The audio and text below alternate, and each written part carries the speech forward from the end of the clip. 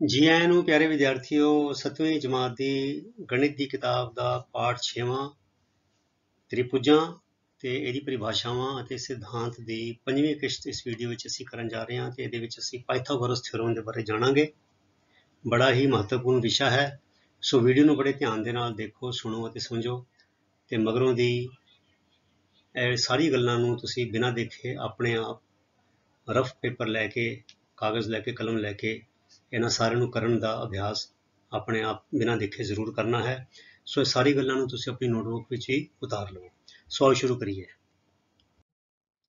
ਪਹਿਲਾਂ ਸਮਕੋਣੀ ਤ੍ਰਿਭੁਜ ਬਾਰੇ ਜਾਣਕਾਰੀ ਮੁੜ ਕੇ ਇੱਕ ਵਾਰ ਚੇਤੇ ਕਰ ਲਈਏ, ਕਿਉਂਕਿ ਜਿਹੜੀ ਪਾਇਥਾਗੋਰਸ ਥਿਓਰਮ ਹੈਗੀ ਹੈ ਉਹ ਸਮਕੋਣੀ ਤ੍ਰਿਭੁਜ ਦੇ ਨਾਲ ਹੀ ਜੁੜੀ ਹੋਈ ਹੈ।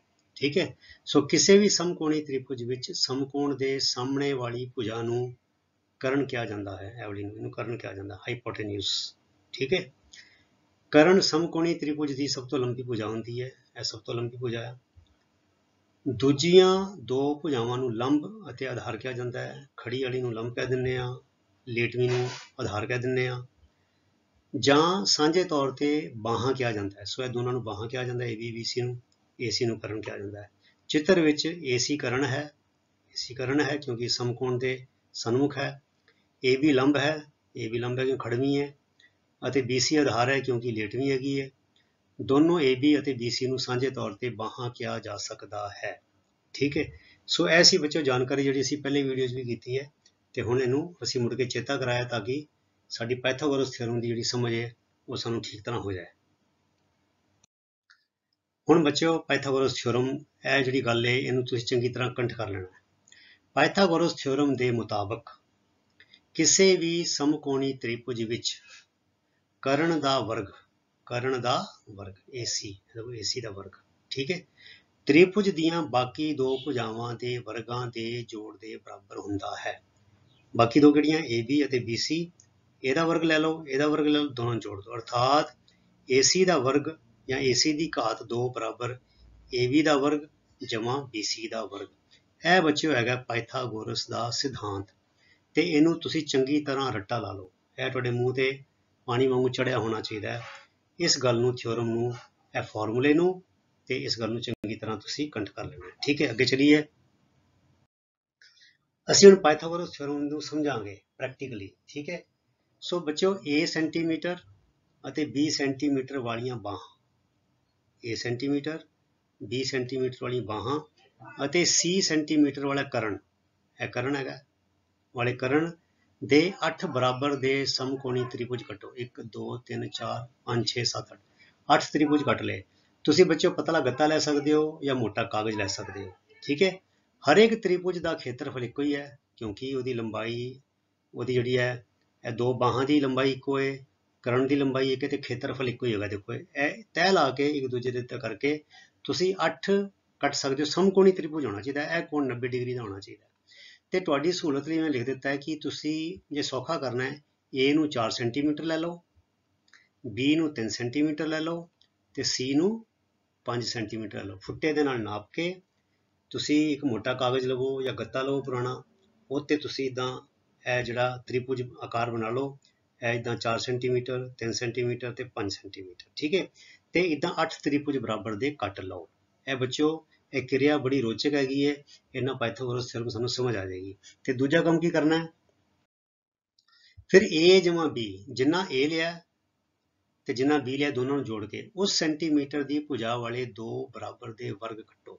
ਇਹ ਵਰਗ ਕੱਟ ਲਏ, ਸਕੁਅਰ ਜਿਹਨੂੰ ਕਹਿੰਦੇ ਵਰਗ ਕੱਟ ਲਏ। ਠੀਕ ਹੈ, ਸੋ A ਅਸੀਂ ਲਿਆ ਸੀ 4, B ਲਿਆ ਸੀ 3, ਸੋ 7 ਸੈਂਟੀਮੀਟਰ। 7 ਸੈਂਟੀਮੀਟਰ ਇੱਧਰ, 7 ਸੈਂਟੀਮੀਟਰ ਇੱਧਰ ਤੇ 7 ਇੱਧਰ ਤੇ 7 ਇੱਧਰ, ਇੱਧਰ ਇਹ ਦੋ ਵਰਗ ਕੱਟ ਲਓ। ਇਹ ਰੱਖ ਲਏ, ਫਰਸ਼ ਦੇ ਉੱਤੇ ਰੱਖ ਲਓ ਜਾਂ ਟੇਬਲ ਦੇ ਉੱਤੇ ਵਰਗ ਰੱਖ ਲਏ। ਹੁਣ ਕੀ ਕਰਨਾ ਬੱਚਿਓ, ਹੁਣ ਤ੍ਰਿਭੁਜਾਂ ਨੂੰ ਇੱਕ ਇੱਕ ਕਰਕੇ ਵਰਗਾਂ ਤੇ ਟਿਕਾਓ। ਇਹਨੂੰ ਇੱਧਰ ਖੱਬੇ ਪਾਸੇ ਟਿਕਾਤਾ, ਇੱਦਾਂ A ਇੱਧਰ, ਤੇ ਇਹਨੂੰ ਇਹਦਾ A ਇੱਧਰ ਲੰਬੇ ਪਾਸੇ ਨੂੰ ਇੱਧਰ ਟਿਕਾਤਾ, ਇੱਕ ਤ੍ਰਿਭੁਜ ਇੱਧਰ ਟਿਕਾਇਆ। ਫਿਰ ਦੂਜਾ ਤ੍ਰਿਭੁਜ ਇੱਥੇ ਟਿਕਾਤਾ, ਇਹ ਵਾਲਾ ਇੱਥੇ ਟਿਕਾਤਾ ਤੇ ਇਹ ਵਾਲਾ ਇਹਦੇ ਨਾਲ ਇੱਧਰ ਟਿਕਾਤਾ, ਇੱਧਰ ਦਾ ਟਿਕਾਈ ਜਾਣਾ ਤੁਸੀਂ। ਠੀਕ ਹੈ, ਫਿਰ ਉਸ ਤੋਂ ਬਾਅਦ ਬੱਚਿਓ ਇਹ ਵਾਲਾ ਇੱਥੇ ਟਿਕਾਤਾ ਤੇ ਇਹ ਵਾਲਾ ਇੱਦਾਂ ਕਰਕੇ ਟਿਕਾਤਾ। ਦੇਖੋ ਇੱਥੇ B ਹੈਗਾ ਤੇ ਇੱਥੇ A ਇੱਦਾਂ ਹੈਗਾ, ਸੋ ਇਹ B ਹੋ ਗਿਆ। ਦੇਖੋ ਕਿਉਂਕਿ ਇਹ A ਜਮਾ B ਹੈ ਨਾ ਬੱਚਿਓ, A ਜਮਾ B ਹੈ, ਤੇ ਜੇ ਇਹ B ਹੋਏਗਾ ਤੇ ਇਹ A ਹੋ ਜਾਏਗਾ। इत्थे साफ पता लगदा, देखो ये बी हैगा इन्ना ते इन्ना हैगा ए, इन्ना हैगा बी ते इन्ना हैगा ए, क्योंकि ये बच्चों जिहड़ी वर्ग की लंबाई सी किन्नी सी, ए जमा बी सीगी।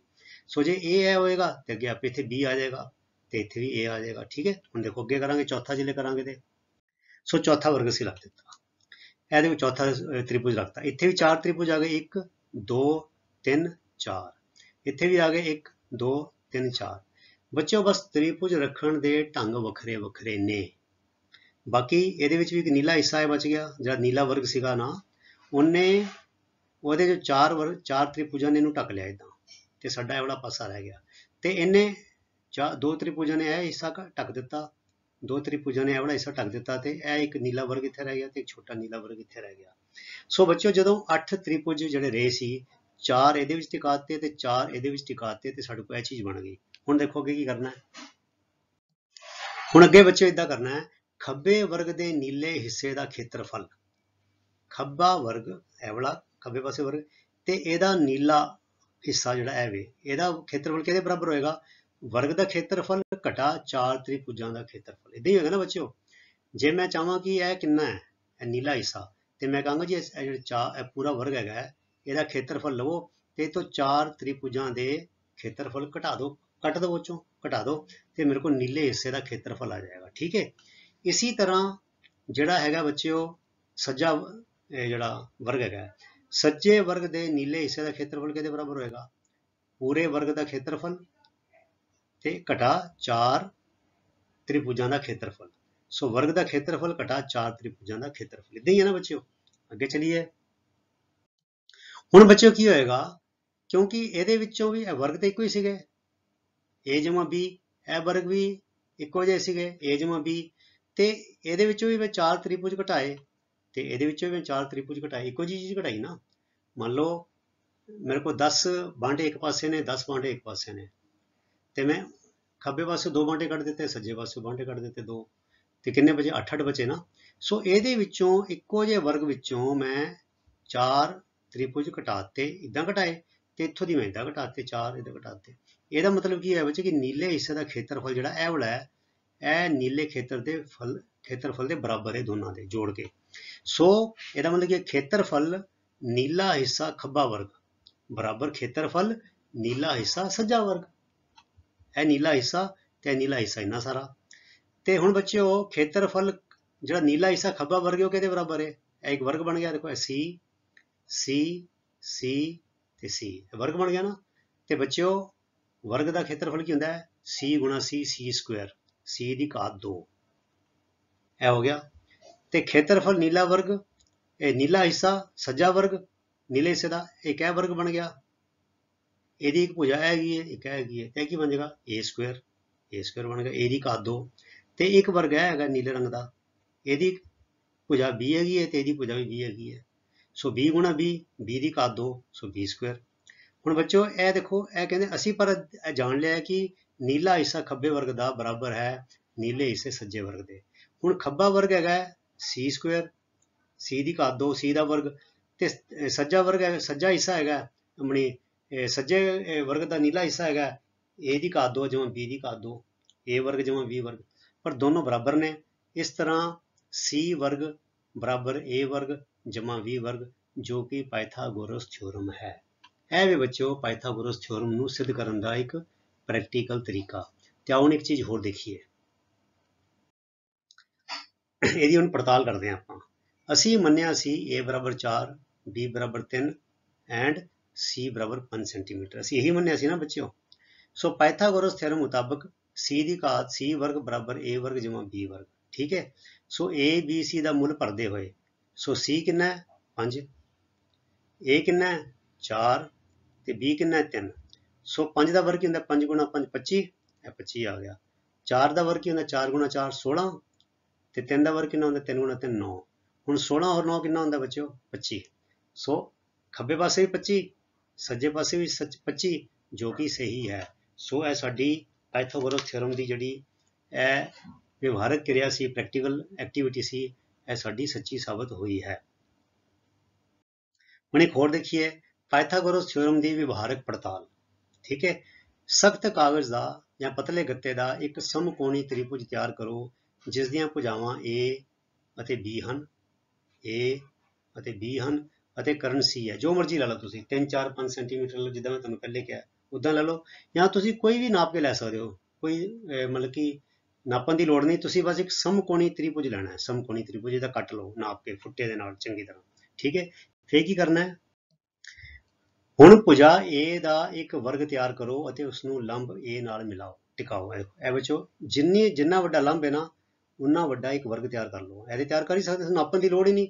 ਜਿੰਨੀ ਲੰਬੀ ਹੈ ਵੇ, ਜਿੰਨਾ ਲੰਬਾ ਲੰਬ ਹੈ, ਉਨਾ ਹੀ ਲੰਬਾ ਇੱਧਰ ਨੂੰ ਖਿੱਚ ਕੇ ਇੱਕ ਵਰਗ ਤਿਆਰ ਕਰ ਲਓ ਤੇ ਉਹਦੇ ਨਾਲ ਟਿਕਾ ਦੇਵੋ।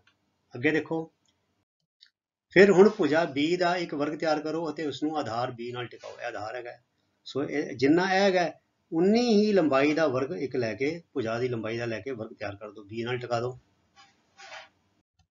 ਤੇ ਹੁਣ ਭੁਜਾ C ਦਾ ਇੱਕ ਵਰਗ ਤਿਆਰ ਕਰੋ ਅਤੇ ਉਸ ਨੂੰ ਕਰਨ C ਨਾਲ ਟਿਕਾਓ। ਇਹ C ਦੇ ਨਾਲ ਟਿਕਾਤਾ।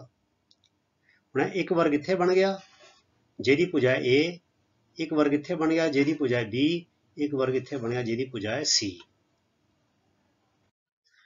ਹੁਣ ਕਹਿੰਦੇ ਬੱਚਿਓ, ਹੁਣ ਤਿੰਨੋਂ ਵਰਗਾਂ ਦਾ ਖੇਤਰਫਲ ਮਾਪ ਕੇ ਦੇਖੋ। ਇਹ ਮਾਪ ਕੇ ਦੇਖੋ, ਤੁਸੀਂ ਨਾਪ ਕੇ ਦੇਖ ਲਵੋ।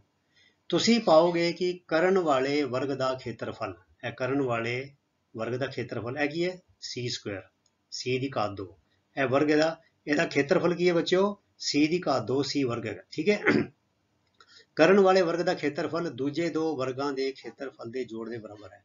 ਤੁਸੀਂ ਇਹਨੂੰ ਨਾਪ ਕੇ ਦੇਖ ਲਓ ਬੱਚਿਓ, ਇਹਨੂੰ ਨਾਪੋ ਤੇ A ਦੀ ਘਾਤ 2 ਨੂੰ B ਦੀ ਘਾਤ 2 ਦੇ ਨਾਲ ਜੋੜੋ ਤੇ ਦੇਖੋਗੇ ਉਹ C ਦੀ ਘਾਤ 2 ਦੇ ਬਰਾਬਰ ਆਏਗਾ।